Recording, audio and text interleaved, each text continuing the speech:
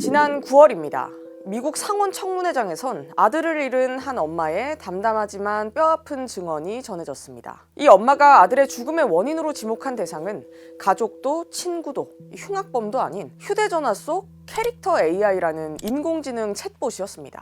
Last year, my oldest son, Soul Setter III, died by suicide. He was just 14 years old. Soul's death was the result of prolonged abuse by AI chatbots on a platform called Character AI. 캐릭터 AI는 스스로 만들어낸 캐릭터 챗봇과 계속해서 얘기를 나눌 수 있게 설계된 프로그램입니다. 캐릭터의 외모와 성격, 목소리까지 다 직접 설정할 수 있습니다. 얼핏 들으면 업무용으로도 많이 쓰는 이 생성형 AI에 스토리라인을 얹어서 채팅을 하는 단순한 형태 같은데 이 아이들을 돌아올 수 없는 곳으로 몰고 간 건 대체 무엇이었을까요? 수엘의 엄마는 지난해 캐릭터 AI와 최근 캐릭터 AI 핵심 인력을 영입한 구글 등을 상대로 손해배상 소송을 제기했습니다. 이 소장에는 캐릭터 AI와 수엘이 나눈 대화 내용이 여과 없이 담겨 있었는데요. 인기 드라마 여자 주인공 캐릭터가 수엘에게 노골적인 성행위를 묘사하는 대화를 유도했습니다. 심지어는 수엘이 고통 없이 죽을 수 있을지 두렵다고 말하자 그렇다고 해서 극단적 선택을 하지 않을 이유는 없다고 답하기까지 했습니다. With this in mind, they marketed the app as safe for children 12 years and older. They allowed sexual grooming, suicide encouragement,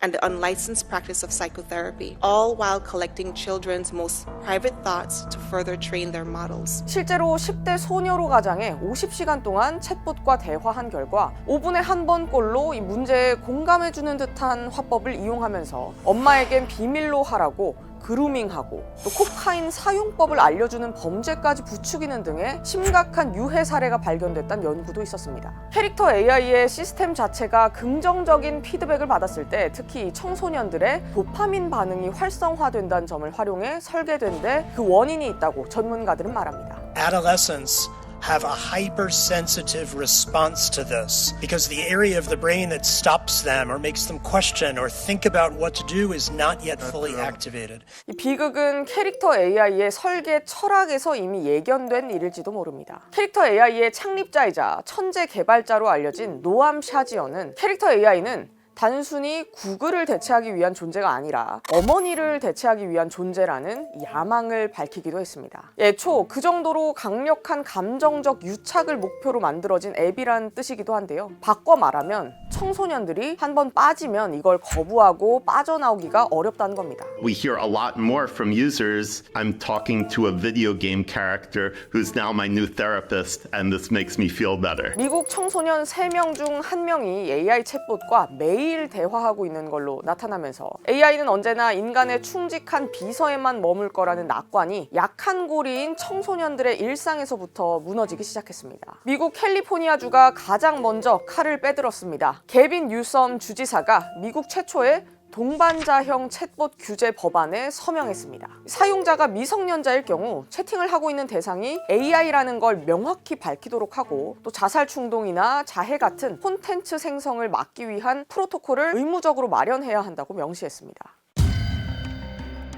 최소한의 안전망마저 2달도 안 돼 정치적 장벽에 부딪히는 듯했습니다. 트럼프 행정부가 중국과의 AI 경쟁에서 이겨야 한다며 각 주별로 적용하는 각기 다른 규제를 기업들이 모두 따를 필요가 없다는 내용의 행정명령에 서명한 겁니다. But there's only going to be one winner here, and that's probably going to be the U.S. or China. We have the big investment coming, but if they had to get 50 different approvals from 50 different states, you could forget it because it's not possible to do. 하지만 이 당초 언론을 통해 공개됐던 행정명령문 초안과는 달리 실제 발표된 행정명령문에 트럼프 행정부는 몇 가지 예외를 명시했습니다. 이 가운데 하나로 아동 및 청소년 보호에 관한 주정부 권한을 존중한다고 못 받고 있습니다. 트럼프 행정부조차 짧은 시간 내에 AI에 무방비로 노출된 아이들에 대한 안전망은 타협할 수 없는 영역이라는 걸 인정한 셈입니다.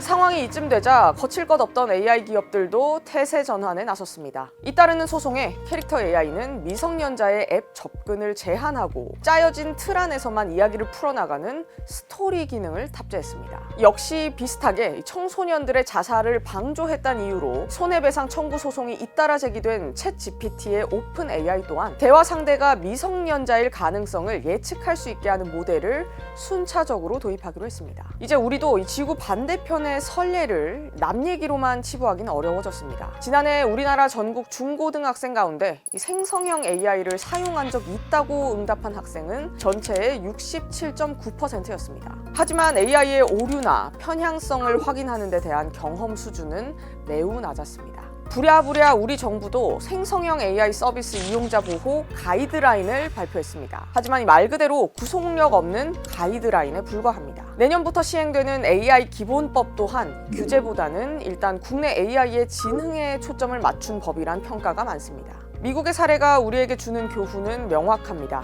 기술 발전을 향한 거침없는 속도전 속에서도 우리가 끝까지 지켜내야 할 가치가 있다는 겁니다. 혁신의 사각지대에 놓인 우리 아이들을 위한 더 세밀하고 단단한 안전망을 고민해야 할 때입니다. SBS 이현영입니다.